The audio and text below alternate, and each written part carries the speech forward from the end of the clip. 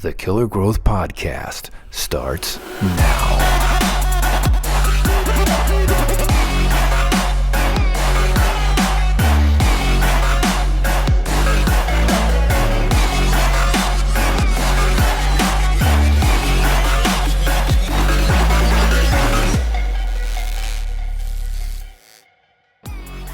What's up, guys? Sam McVeigh here with the Killer Growth Podcast, and today I have Matt Carselowey. Carselowey. Carselowey. There we go. Gosh dang it. Yeah, right? We were just talking about this. It would be weird if you got it right. I know. Right? So, Say it one more time. Carselowey. Carselowey. I'll forget it pretty quickly, but because I've always said it the other way. Right? Yeah. With Walnut Valley Packing. So thanks for being here. Absolutely. Yeah.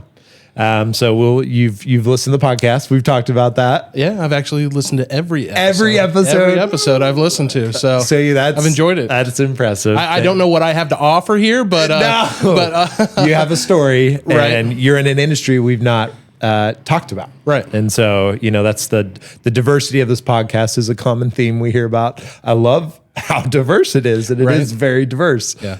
So I think the best part of this will be we all get to understand the packing industry a little bit better. Sure. And your story deserves to be told. So Yeah, well. let's hear your story, college through, the deal. Right. So I'm actually going to go against the grain there. Do and take it back, do whatever you want. And take it back just a little further. So I'll allow it. Right. Grew up on a hog farm, and we would take our hogs to another processor, and then we would go to a farmer market in Wichita and sell our product. So grade school, I was out there selling meat. It was under the name Heartland Country Meats at that time, but so it'd be my dad, grandpa, and I, and that's really where kind of the foundation for a lot of meat knowledge and stuff came from. Like I've been selling meat for quite a while. How old were you then? Oh, I remember back as, I believe like 5th grade. So being like 10 years old, going to farmer markets and reselling our pork. That's awesome. So, anyways, so my dad had the live side of things. He had it processed and then he would go sell. So, didn't control that middle part. Be like, okay, well, quite a bit of our money's going to that middle part. How do I get into, the packing side of things? So he looked at meat packing plants around Kansas for quite a few years and ended up purchasing one. So I went in, I graduated high school 03, and I think it was end of 04 when he settled on a place here in El Dorado. We looked at, several all around Kansas, and right about that time I was went to Butler, getting ready to transfer to K-State, and decided to go into meat packing, which I knew nothing about that, that part of it. But once we got into meat packing, it was really took up all the time. So no time to raise, raise cattle and stuff, or hogs and cattle and stuff. But it was very quickly found out why a big chunk goes to a processor. Right. Like all that stainless equipment and stuff is not cheap. Sure. So, 2004, we purchased Walnut Valley. And it was called Walnut Valley before you guys bought it? What was it called? I think it was called, it might have been El Dorado Butcher Block or something like that. I don't remember. It's been a while. So, I think this is 21, 22 years in business or so. Okay. So, so my dad had brought in a partner originally, and he had bought him out, I want to say, maybe 8-10 years ago, something like that. Wow. So got into it. My dad didn't really know anything about the packing side of things, which is just mind-blowing if you go back and think about it. Right. Props to him for jumping in and diving in. And so anyways, I started, I would do all the grunt work. So I was boning out beef, and then I would clean everything Slow up. down. This stuff's going to go over my head. You said butter out beef? Bone out. So yeah, Bone out beef. Yeah, so I wasn't when I first started in there, I wasn't cutting any of the steaks or roasts. I was just basically taking meat off the bones, and then I would stay and clean everything up when we were done. So Gotcha. And what'd you do with the meat off the bones? That would be go to hamburger trim and stuff like that. So So there's we'll get into that later. Yeah, just learned everything from the ground up, and naturally just kind of fell into more leadership roles and taking on retail and just different ideas and avenues going along with it. So how many years? I know you were not there for a little bit and came back, but how many years total have you been?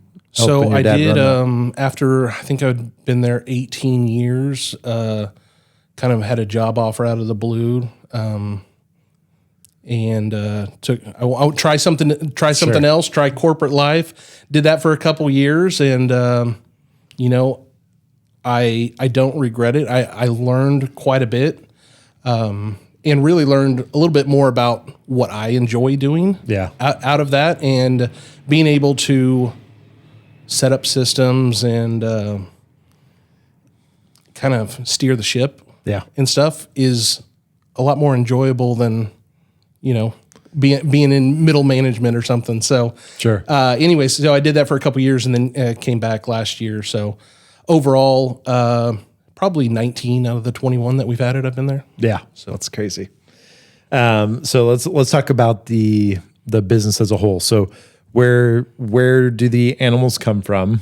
Are you doing custom processing? Because I know there's like a blend, right? You guys have you have the custom side, you have just the you sell meat side, and then you have the retail side. Sure. And then obviously maybe restaurants are involved. So talk about your sales channels and different. Yeah. So there's been a lot of different sales channels and stuff over the years. We pursued about any opportunity that we could for quite a while, and not, realized not every opportunity is for you. Not that it's a good one or a bad one or something, but not every opportunity is for you. But it's taken quite a bit to learn, just the education part of it, just trial and error. But as far as different stuff that we're currently doing, so custom processing, farmer raises a beef, wants to go sell it, or even go take it to a farmer's market, or sell it online. So we do custom processing. We also offer USDA inspection, which allows them to go resell it. Oh, interesting. Right. So if they just want it, I have my own cow on my property. I facilitate bringing it to you. You'll cut that up however I want it, process it, and I can just come pick it up and take it home. Yeah, absolutely. Then if I want to sell it, what is that different? If you're wanting to sell it, it requires USDA inspection. So we do harvest or slaughter everything under USDA inspection, and then when it comes into the processing aspect where we start labeling is where we'll put it, hey, this is custom, not for sale, or USDA. The USDA just requires paper trails and stuff to go along with it. Hey, saying this has been inspected, you can resell it. Gotcha. And then, so would that be considered like co-packing? What would you call that? If you had just someone custom, that was just custom processing. Okay. Yeah. Like an outfit. Have you guys done much co-packing where someone has a brand and you do all the processing for their beef brand? Or absolutely. We've done all kinds of co-packing. We've done co-packing for steaks for the military. We've done, we'd have semi loads of hogs come in that they need cut up a certain way, and we cut them up that way and ship them out. We've done all kinds of different co-packing for other people. So interesting. Do you still do that? We do not do that. Okay. Yeah. So we made a decision. It was probably, around that COVID time, changed a lot of things. Let's do what is important to us, what we're good at, not chase every business stream, that comes along.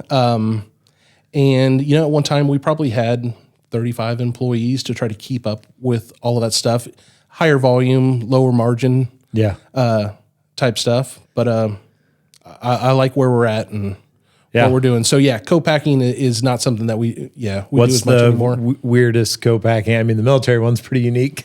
Okay, well,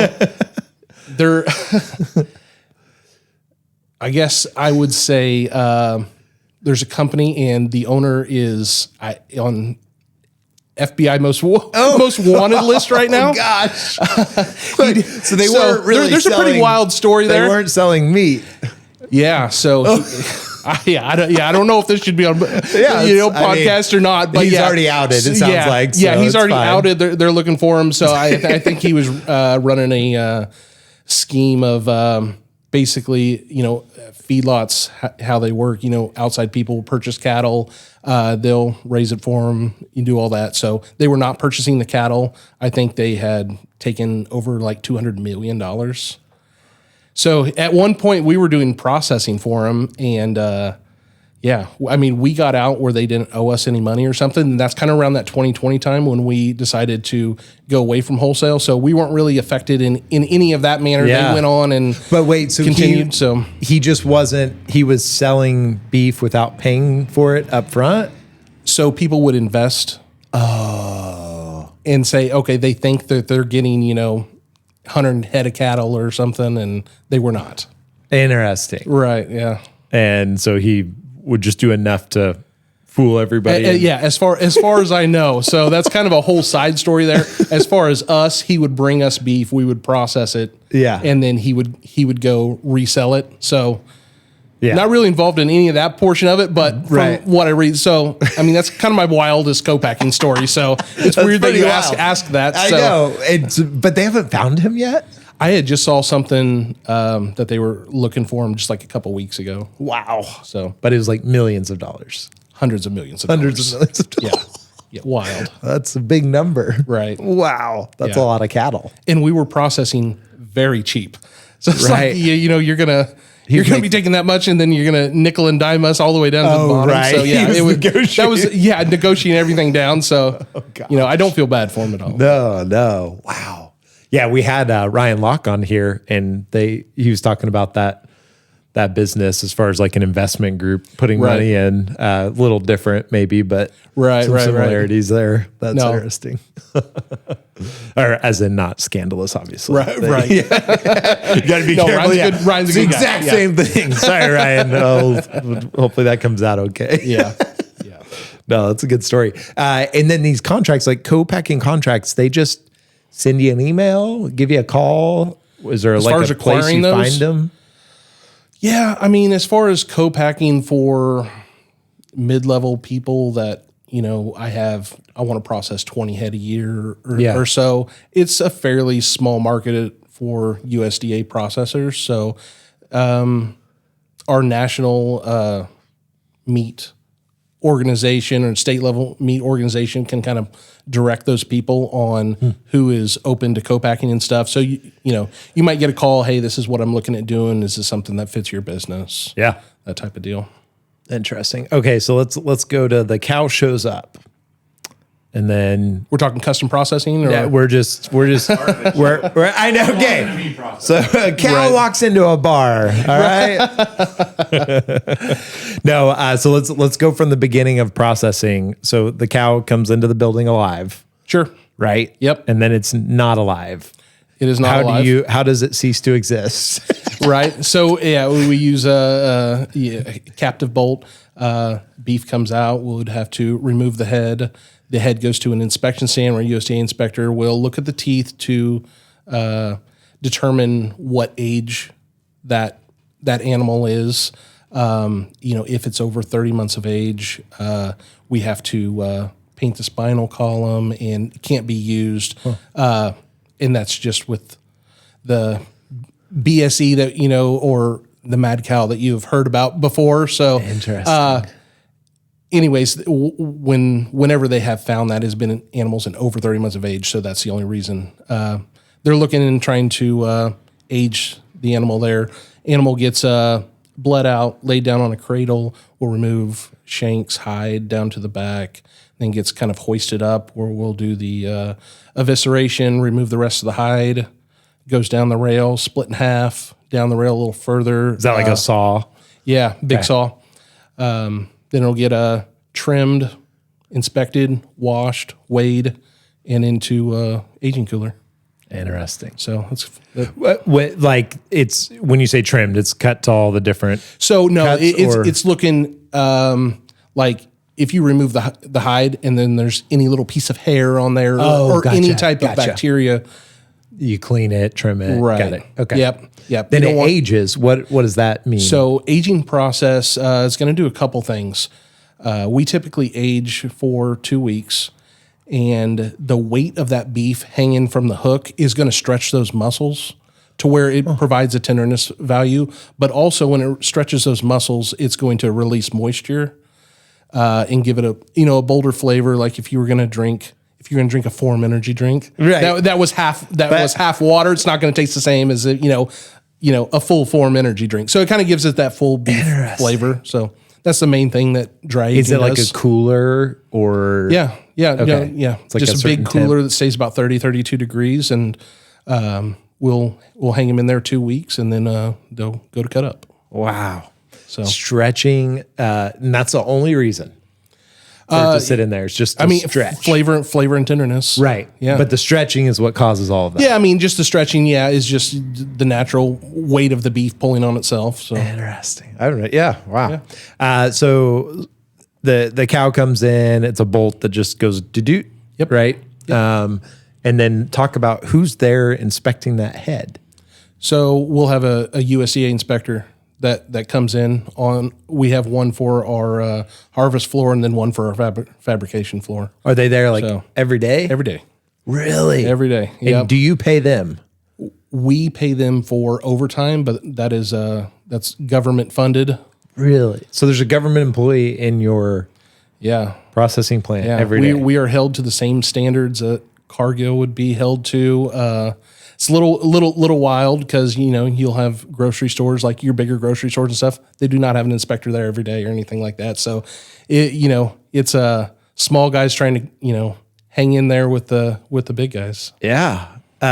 Okay. So why would you pay them? So they're federally paid. I'm assuming you have to be a certain volume and size for them to justify putting someone there every day. I don't think the government justifies that. If there is a USDA facility, now they do have to go through that application process and To be- get to a certain standard to be USDA certified. And why? So you said you have to pay overtime. Explain. Right. So we have them for a set amount of hours. Okay. So if we take longer, if we have too many head for that day and we need to get them done, then we're on USDA overtime. Gotcha. And what does that cost? Oh my, that would be a good one for my sister. So she's she the one knows. paying all the Yeah. bills and stuff. That's so interesting. Yeah. Does that happen a lot? Yeah. I mean, this week we had 2 days with a couple hours overtime in there. So Yeah. maybe a few $100 extra per day or something. Yeah. Yeah. But the problem is not that just means you're processing a lot more. Right. Yeah. Right. Yeah. So at some point, can they justify bringing another person in so the overtime doesn't happen? Like, do they do it by size? Because I'm imagining. Do you know of a government organization that looks at justifying the? I mean, It's a great point, right? No, yeah, I don't. That's just crazy to me that there's government employees in your private business Oh yeah. every day. Oh, yeah. Are you guys like friendly and get along and like have they been there a long time? Like assigned to you? So we were not a USDA plant when we first bought it. It took about 6 months for us. So the entire time minus 6 months, we've been a USDA plant. There's been some there, Yeah.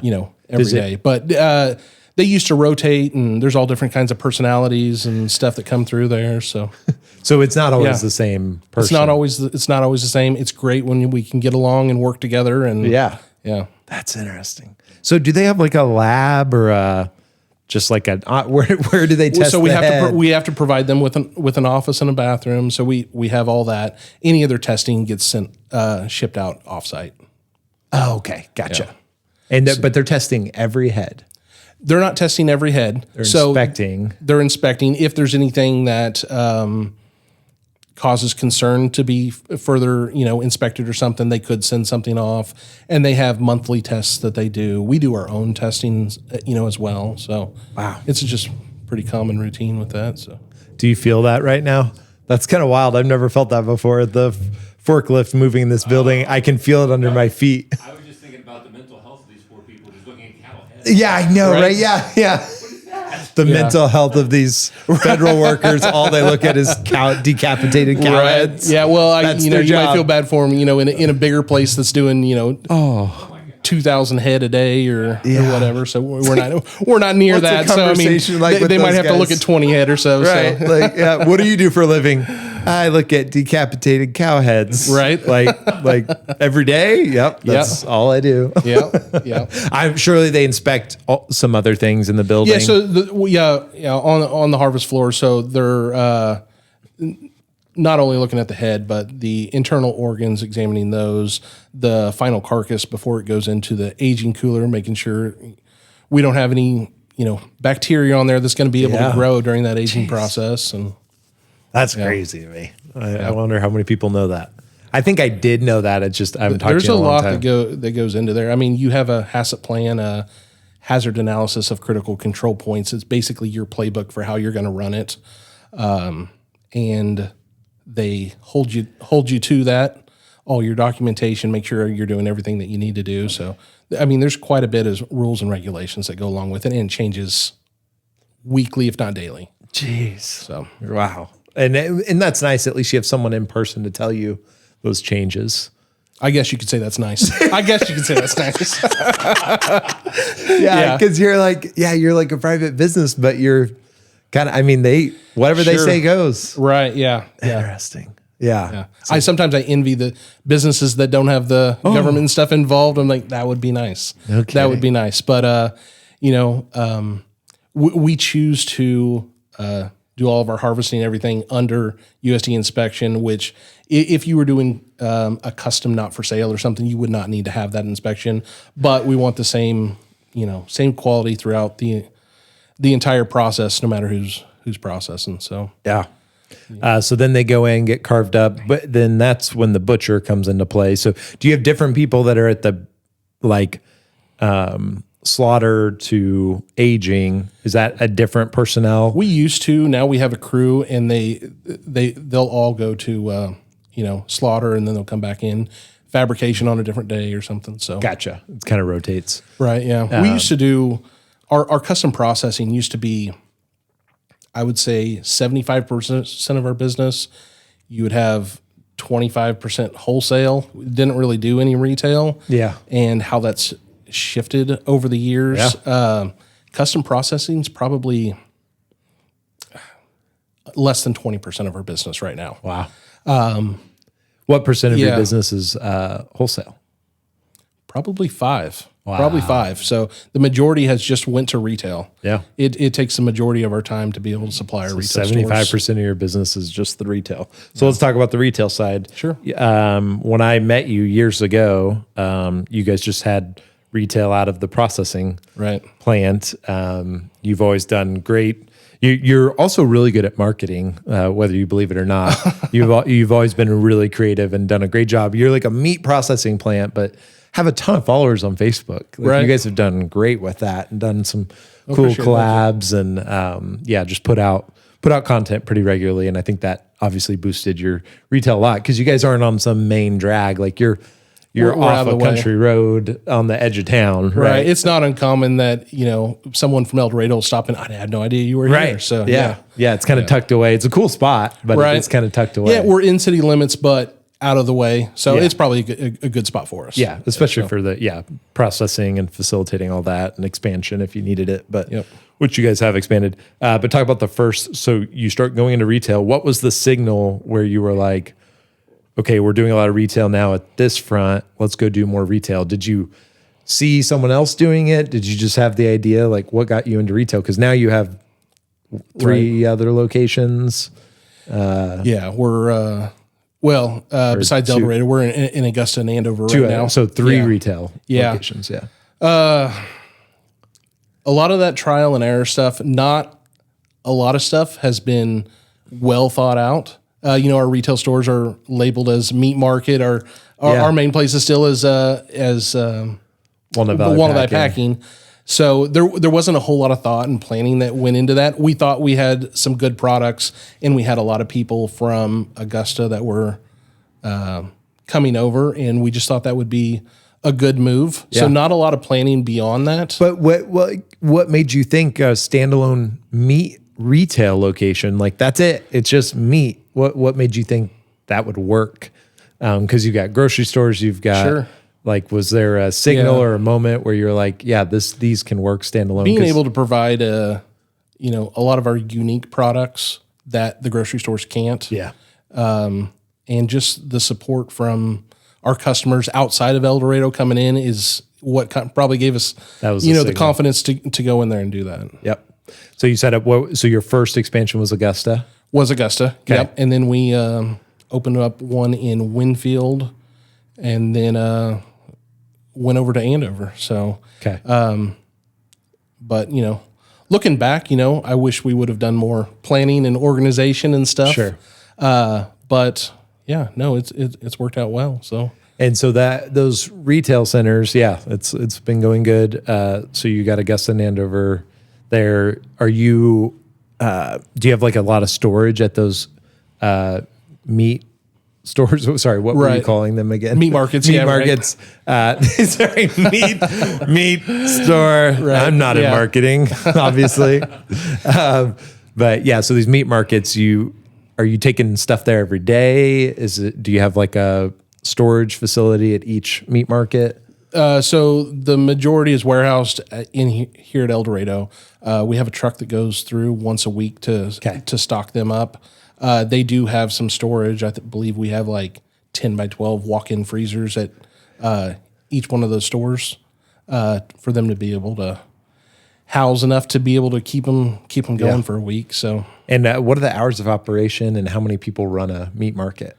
so we have a full-time and a part-time at each of our meat markets, and we are Tuesday through Saturday. Okay. So we, a full-time person, 40 hours. Yeah. And then what are the hours like you open when? Oh, and you 10 close when? 10 a.m. to 6 a.m. Tuesday through Saturday for Augusta and Andover. 10 a.m. to 6 p.m.? Yep. Gotcha. Yep. Okay. Tuesday through Saturday. Tuesday through Saturday. Gotcha. And Sunday, Mondays were just always the slower days, or you just decided that was Yeah. based on Well, history? it was just easier as far as staffing Yeah. to be able to keep a full-time and part-time person there. The packing plant here in El Dorado, we're open Monday through Saturday. So Yeah. the majority of our processing is done Monday through Friday. Makes sense. So yeah, one person there, and then a day there. It's just how did people find it? What was the marketing initiative for? Okay, now we have a meat market, purely retail. Right. How'd you get the word out? Like, I mean, it's like you had people coming over, but especially going to like Andover, that's Sure. far enough away that you don't have like a lot of brand recognition on the retail side. Yeah. We feel like as we've went, our staple has always been ground beef. Yeah. Everybody likes it. We provide everybody uses it. And we provide a good quality ground beef. And we're on a model of saving up our ground beef and then doing a sale at each location, rotating. And talk about the sales, because those are crazy. Right. Sales through the years. So I guess we go back to like Black Friday. Yeah. So who would have thought Black Friday meat sales would have been a thing? Right. And I don't know how long it goes, but I had an idea one day. It's I like, remember. Let's try to have a Black Friday sale, see what happens. And sure enough, we had a line. So we're like, okay. And then it just grew Outside before you opened. outside before we opened. Oh yeah. And then it just built and built and built. And this is before we ever opened up any other places. I mean, but we have, was it 27 acres, I think, over there. We had cars everywhere. We had people parked on Highway 77. It kind of got to the point is just getting out of hand. Our sales can't get out of hand. So we've Traffic tried controls getting involved. Yeah. For a meat sale. For a meat sale. And then I contacted you and Tyler when we did some advertising for like the Sandlot style advertising. Yeah. That was fun. That was awesome. That's probably like I'd say the seen- pinnacle of my marketing. Yeah, for real. And Yeah. one of the kid who played what's the main character? Smalls. Yeah. The kid who played Smalls, He's probably 30 years old now. Right. Well, I saw him and like years later, and he's all grown up and And he's like, we have some conversation. He's like, yeah, I was in that. And I'm like, oh my gosh. Right. Yeah. You were like a little kid Yeah. and still remembers it. He brought it up. Yeah. I just thought that was cool. Yeah. So, our sales it was part of our culture and stuff. And as we've grown, it's not been as manageable and safe to have that many people and stuff. So then once the other stores came along and stuff, we started breaking up Black Friday into, each, weekend or something, we would do something. Per each location. Right. And then we still, our ground beef sales were once a month, and we started getting quite a few people with that as well. So, just this year we're like, how do we, and you have customers that, when's the next sale? When's the next sale? Well, cash flow wise, as far as holding all that ground beef for a month and customers only getting them, once every other month right. or so. So, we decided just to try out that everyday low price on it and trying to limit the amount that they can get. And that has helped out tremendously. Good. Tremendously. Yeah. It's going good.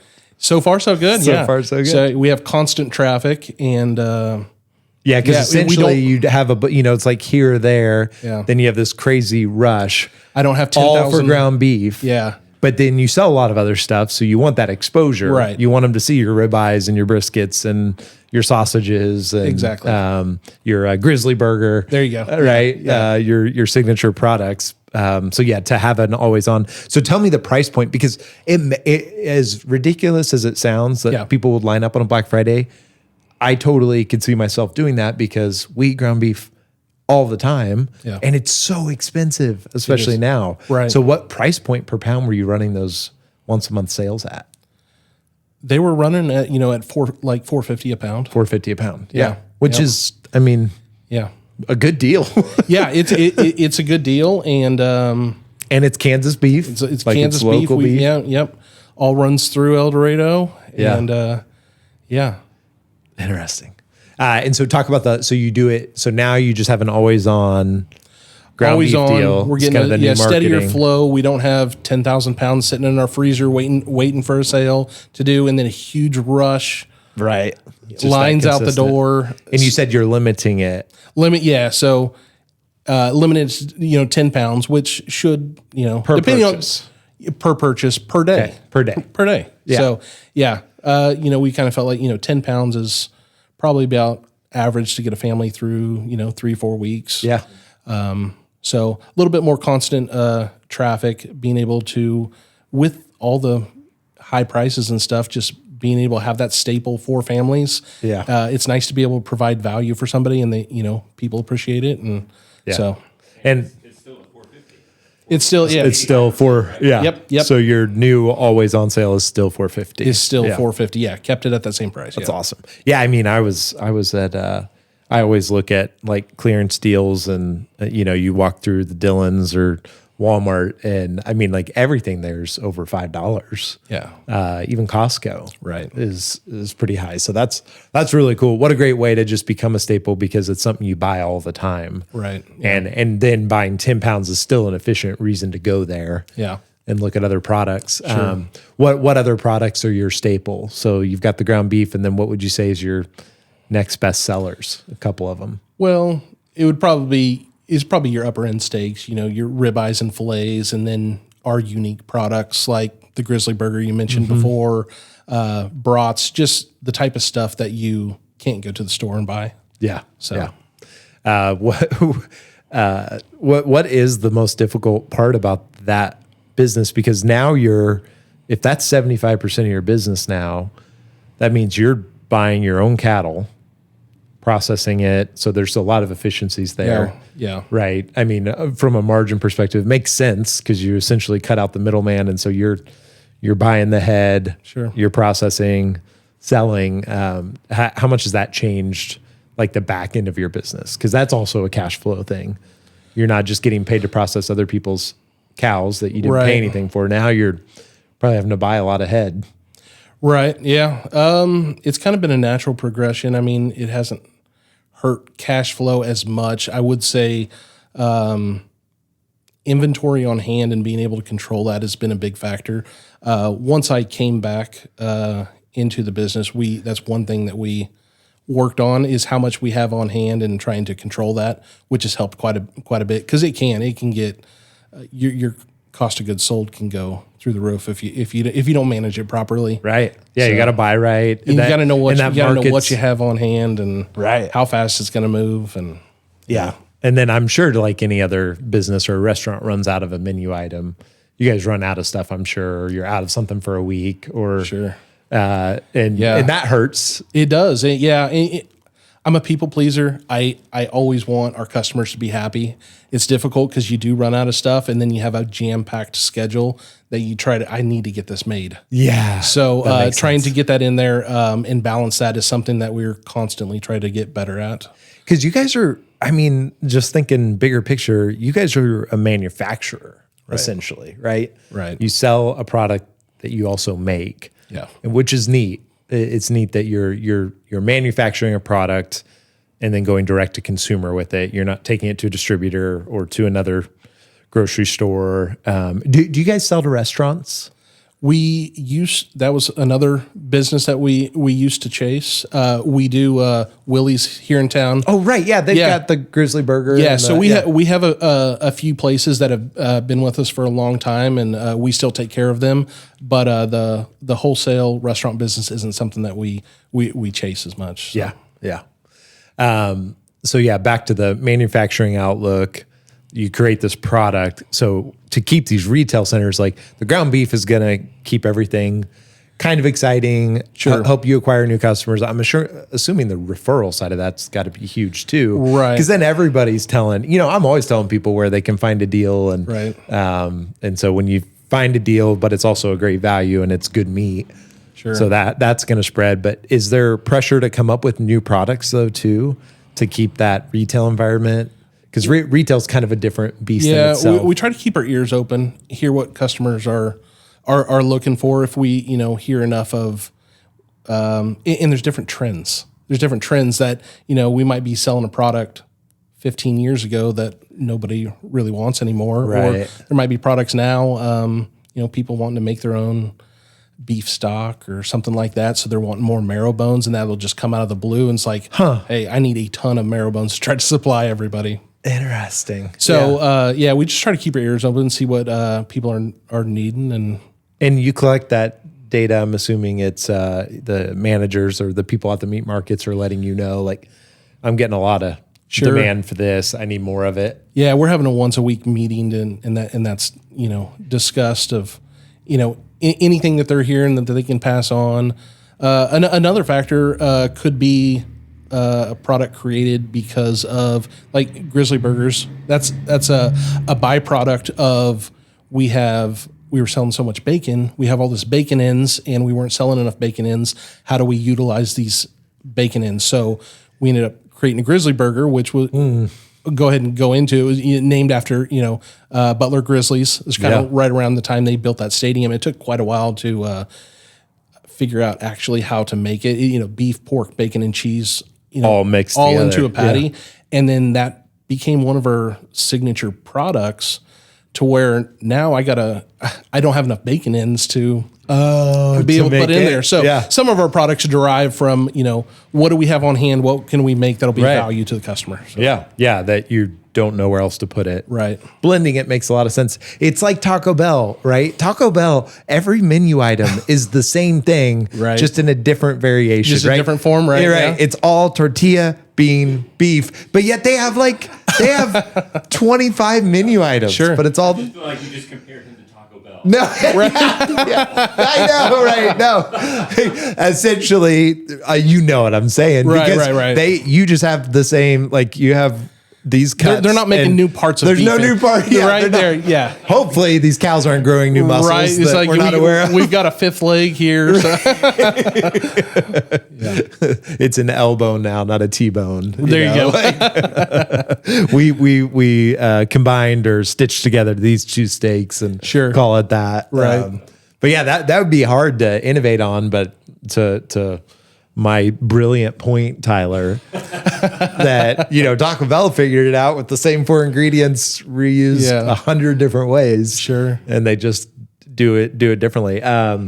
Yeah, no, that's really interesting. I just think it's really cool that you've gone in the retail space because it makes a lot of sense to me because the margins compared to wholesale for the same effort. Sure. Because you still have to process the cow. Sure. And so if you can go to the end consumer purchasing it at a retail value, and you're not getting paid because the co-packing, I can see a big cash flow constraint because you're just getting paid for labor essentially. Right. On co-packing. Yep. Like you're not actually like they're providing the source. They're providing the product. You know, we don't have to sell it, but we You're got to just make sure billable hours. our labor is controlled. And then So- you've got a lot of people, and that's a hard business probably to get people to want to be in a slaughterhouse. I mean, 40 hours that's a one of week. the most difficult parts about it is the labor. I mean, it's not something that most people know how to do. So Right. and it's not for everybody. So Sure. finding the right person that wants to learn and being able to train them and Stay makes a lot consistent. of difference. And So why not go a model where the margin per person you have at your store is that much higher? So for everything they process for the retail side, the payout is so much larger than if you were just billing for a co-packing fee. That makes a lot of sense. I think that's a more efficient model. There are other fees when you got another brick and mortar. Sure, you got rent going on and with employees. it, but it does make the most sense. And if you would have asked me 20 years ago if this is the route we would have went, I probably wouldn't have thought this because we did heavily go into the co-packing and then even the custom processing. I mean, that was a huge part of our business for a long time. So Expansion wise, what you've learned now, if you were to open another retail location, how would you look at it now? Like, what would you take into consideration from what you've learned about the Winfield location that you shut down, right. So I or think, sold the building, I guess, which was a good opportunity. Yep. Looking back on it now, I think to open another retail location, our staple ground beef, I would want to make sure that we were consistently supply that location. I think that's our greatest value to our customers. Yeah. A local product at a better price. I mean, than even the big guys on it and stuff, it is what drives people in. And then we're able to show them, hey, here's some unique stuff you can't get anywhere else. So it would be based off of being able to provide that for the next set of customers. Gotcha. Yeah. Consistent production, Yeah. knowing now. So really it all kind of comes down to the supply side. And now what you've learned on the marketing side is you have a flagship product. This is what brings people in consistently. Right. If we do a new location, we have to supply enough Right. for that to work. It makes sense. What is your biggest constraint in ground beef production? At the moment, it would probably be the amount of staff to be able to efficiently bring more cattle in. We're still within our confines of space in our processing plant, but staff, the biggest thing, and then finding more cattle across Kansas to go pick up and be able to provide a good quality product. Yeah. Yeah. Because I guess if you open another location, you also have expansion and hiring on the processing side. Sure. Right. So Sure. it's not just a new location, couple employees, rent. It's also, you might need another butcher in the back. Right. keep up. And we have a pretty good schedule and rotation right now. So you're kind of at the point where we're kind of maxing out that schedule. How do we essentially add another day's production into that mix? Or shift. Have you ever done shifts? Or do you always We have before. We've probably tried about everything that you can think of and opened maximize the every space. door and stuff. So we just want to do. Hey, let's do what we're good at and do it efficiently. Yeah. So That's awesome. Buried entry. Like if somebody wanted to be you, they want to process their own, right? They want. I don't know if I want to be me sometimes. Right. Like I'm assuming it's a pretty big barrier to entry to set up a facility like that. Sure, cost wise, Yeah. yeah. I mean, the facility plus the equipment And the There's people regulation that- and getting inspected and certified to That's sell. a big hump to get over as well, especially if you don't. I couldn't imagine getting into it with no knowledge. Right. going into it, like my dad did back Right. then. But yeah, I would, it's once you get over that knowledge hump or something, it's kind of a constant battle with rules and regulations. I'm sorry. What? I'm more just saying. You're saying everything I asked, which just was. It sounds like a daunting task. It doesn't sound like something someone's just going to open up next Right. year down the street from you, and they're like, Yeah. we're going to get into this. Yeah, not that it's not doable or anything like that, but the financial aspect to get into it, along with learning the rules and regulations and setting up systems, Right. in order to do it. and having the know-how on how to source and buy and Sure. connect. Yeah. Sure. It's just something that, it's been an education for the last 20 years. And, Right. yeah. I mean, I guess one thing, having an open mind. Yeah. Don't think you got to figure it out. Have an open mind and, go where the customers lead you. But, and we also, when we started, we didn't have, all these customers and stuff. When we bought the plant, we probably did 6 custom beef a week, and that was about it. Yeah. So we've had the ability to be able to kind of grow and learn with it.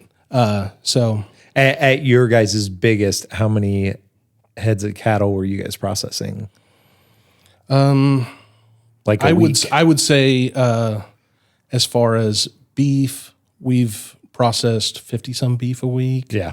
Hogs, we did a crazy co-packing deal for some people out in Colorado where they would ship semi-loads of hogs to us. So I think we had like 115 hogs that we would do in a day. In a day? So can you process a hog a lot faster than a cow? You can slaughter a hog a lot faster than you can a cow as far as processing. If you add in bacon curing times and ham curing times and stuff like that, it's probably about as equal. Interesting. To a beef. So Yeah. Wow. Yeah, that's a lot. That's a lot of logistics to think about. And that's a lot of weight, yeah, knowing the price per pound on beef. right, yeah, thousands of pounds go through. Thousands. Yeah. That's crazy. With your focus now, it's getting these retail stores really efficient. Obviously the marketing side is a key point. Now you've kind of acquired customer base, a following that are all watching for these sales. What's the next 5 years look like as far as your goals? I figured you might ask me something like that, and I don't know if I have a real good answer. I've been so focused on just being able to be efficient and not run out of stuff, just being able to have good customer service for our customers. So I hope we can keep continuing down that path in the next 5 years. I would like to grow into another location at some point, but I'm not going to force it either. On the processing side? On the retail side. Okay. So right now, as far as processing, when cattle prices are high, people are selling their beef, not processing. When prices are low, people are wanting to process more. So I'm glad I don't have all my eggs in one basket and a little diversified there. But I would hope that we can, I look back now and think, what was I thinking 20 years ago? What was I thinking 5 years ago? Right. So, and I feel like, it's just a sign of growth. So I hope in, 5 years I can look back now and say, hey, what was I doing? Yeah. So, yeah. What's the best decision you've made so far? Like a winning moment you remember, and you've had multiple, but what's a good example of something you decided to double down on and it's paid off? Honestly, if I go back to our sales, I'm really proud of our advertising and sales and the customer base that's built over the years. It's kind of been my baby. So I would probably say just that growth there has been excellent. So something that I've always just taken on myself. But as we've expanded, I realize I can't do all of that stuff myself. Sure. So I have really enjoyed bringing on Killer Growth and being able to have somebody that I fully Shameless trust. plug That's there. something I wasn't setting you up. Right, for that. right. Yeah, But thank you. just being able to hand over and trust that process and take something off my plate so I can focus on something else. Yeah. Has been great. So Yeah, no, you guys, I mean, it still blows my mind how many followers you've built up and your interactions. You guys have a great text program as well that's always alerting people about deals and opportunities. But yeah, I feel like, there's not a lot of meat processing Places companies that do that it I've that way. seen that I just regularly see good stuff on Facebook and great interactions. And, but yeah, you've just always had a care for the customer experience, and that's made you really good at marketing and made you really good at growing the retail side. So when you got into retail, I remember thinking like, Matt's going to be really good at that, just because you are obsessed about the customer experience, and that goes hand in hand, man, for marketing, because that's how they feel about you. They talk about you. That's branding. You're good at branding. yeah, well, I appreciate that. Yeah, I would say I put a lot of focus into just customer experience and trying to have that seamless. Like if someone's filling out a cutting order, if someone wants to buy a half a beef from us, they fill out a cutting order. That can be a daunting task for some people. So how do we make this as straightforward and easy for them as possible? So those are like the type of things I put a lot of time and thinking into just to make it seamless for the customers. So, Yeah. No, it shows.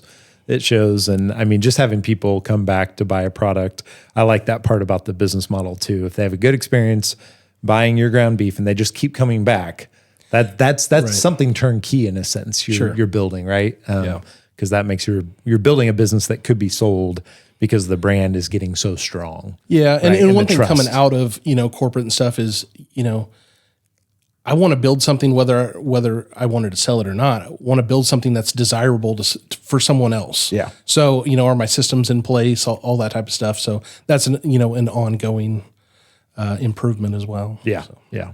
Well, good job. Keep at it. I've always enjoyed following along, always enjoyed collaborating with you. And we need to, have you shared that Sandlot video? And I need to go watch it again. I haven't seen it in forever. It's been a while. I think a few Black Fridays ago, I threw it out there just kind of for nostalgia. Yeah. But I have it around there. It was somewhere. a good production. What was the point of it again? I can't remember the script. So I had thought, I don't know, I'll get things that just cross my mind. I can't get them out until like I go make it. It's just like creative niche or something. Right. But it was, instead of, the great Bambino, why go to, the big box store and get an electronic sale, go to the big meat sale type deal. Yeah.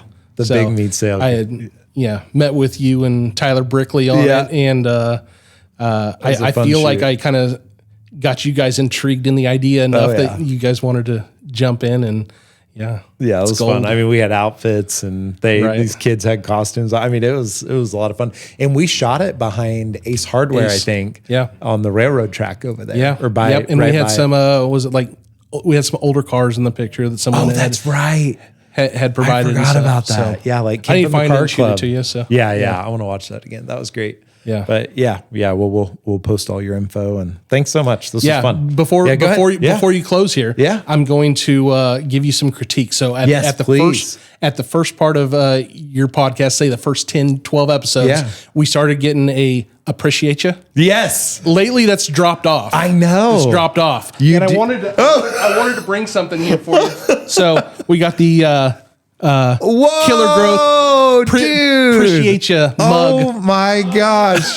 That is so nice. So, zoom in on that, Tyler. Yeah. Show the people. Dude, appreciate you, Killer Growth. Dude, this is like the first Killer Growth merch ever, I think. Right, We've done like... We've been talking about it, but never. We've been talking to merch, but oh my gosh. Well, I will have this on every episode. This is my first gift live on normalize giving podcast host gifts. I know. Right? I should be right. I should be giving you the gift, and I never do. But dude, that's so cool. Well, if this doesn't say anything about Matt's creativity, I don't know what else does. For him to put what most likely that thought came into your head and you couldn't let it go till you made it. That's exactly what happened. I love that about you. Yep. You're awesome. All right. Well, let's end the right way. Appreciate you.